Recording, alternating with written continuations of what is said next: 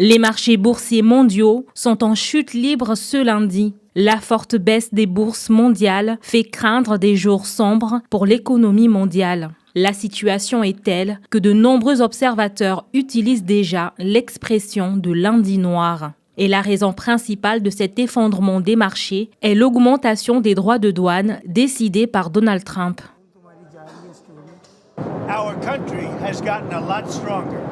Notre pays sera le pays le plus dominant économiquement dans le monde. Nous allons recevoir plus d'1 trillion de dollars en peu de temps grâce aux tarifs que j'ai instaurés. Nous avons été traités tellement mal par d'autres pays parce que notre direction n'était pas ferme, ce qui a permis cela.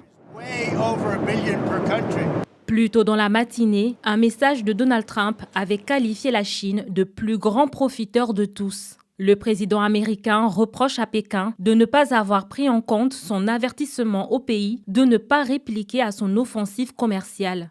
Mais la Chine ne compte pas se laisser faire et a annoncé ses propres droits de douane de 34% sur les importations américaines à compter du 10 avril.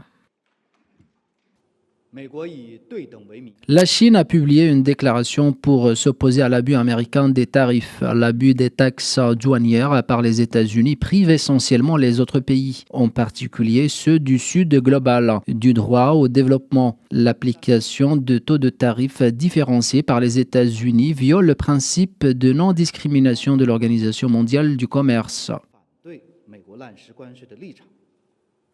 De son côté, l'Union européenne, dont les principales bourses ont ouvert avec de fortes baisses, a également décidé de réagir. L'Europe va imposer des droits de douane aux États-Unis le 15 avril puis le 15 mai en réponse aux surtaxes américaines sur l'acier et l'aluminium.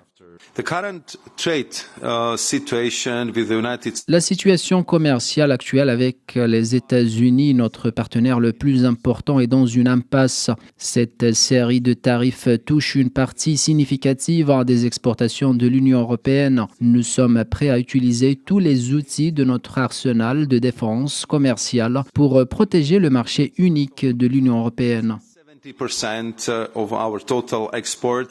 La présidente de la Commission européenne, Ursula von der Leyen, a également annoncé que l'Union européenne a proposé aux États-Unis une exemption de droits de douane totale et réciproque pour les produits industriels. Avec cette guerre commerciale, les investisseurs anticipent des hausses de prix dans quasiment tous les secteurs. L'inflation promet d'entraîner une baisse de la consommation et un frein de la croissance économique de plusieurs pays.